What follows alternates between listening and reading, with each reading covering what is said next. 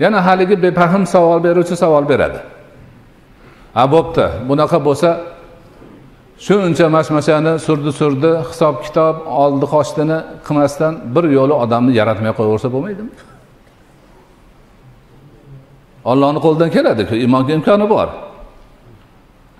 Desa, ulamolar aytadiki, senga o'xshaganlarga bir nasihat kerak o'zi. Sen dunyoning ishlarini o'lchashda bandani o'lchovi bilan Allohning o'lchovini farqini bilgan. Banda bir ojiz, hech narsaga arzimagan, haqir narsa. Uni o'zini o'lchovi bor. Lekin uni yaratgan, undan boshqa barcha mavjudotlarni yaratgan, yaratibgina qo'ymasdan hammasini tutib turgan qabzasida zotni insonni o'lchovi bilan o'lchamagan amalini. Insonni qiladigan ishi nima uchun degan savolga bo'ladi. Men ishlab pul topaman. Nima uchun? Qorni to'yg'izish uchun. Kiyimni but qilish uchun. Yana oshchasini to'playman. Nima uchun? Uy qurish uchun. Nimaga uy qurasan? Oila qurish uchun. Nimaga oila qurasan? Farzand boqish uchun.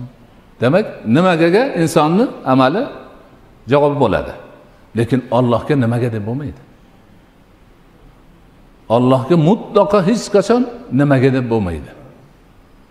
Bu nimaga desa, Allohning amalini, bandani amalini martabasiga tushirgan, pasaytirgan bo'ladi. Allohga nisbatan behurmatlik qilgan bo'ladi. Alloh hech narsadan so'ralmaydi. Balki biz so'ralamiz. Va huwa la yus'alu an shay'in wa antum tus'alun. Alloh hech narsadan so'ralmaydi. Nimaga degan savol Allohga berilmaydi. O'zini erki, o'zini qudrati, o'zini hikmati, o'zini bilimi, o'zini go'zal sifatlari bilan nimani xohlasa qiladi. Nimani xohlasa qiladi. O'zini ishi. Birov so'rashga haqqi yo'q. So'raladigan biz bandalarmiz. Nimaga namoz o'qimading? Nimaga roza tutmading? Nimaga falon yaxshilikni qilmading deb so'rash Alloh so'raydi bizdan qiyomat kuni. Shuning uchun Allohning qilgan ishlarini hammasini nimaga uchun, nimaga degan savol berish, demak Allohning sifatlariga shak keltirish bo'ladi.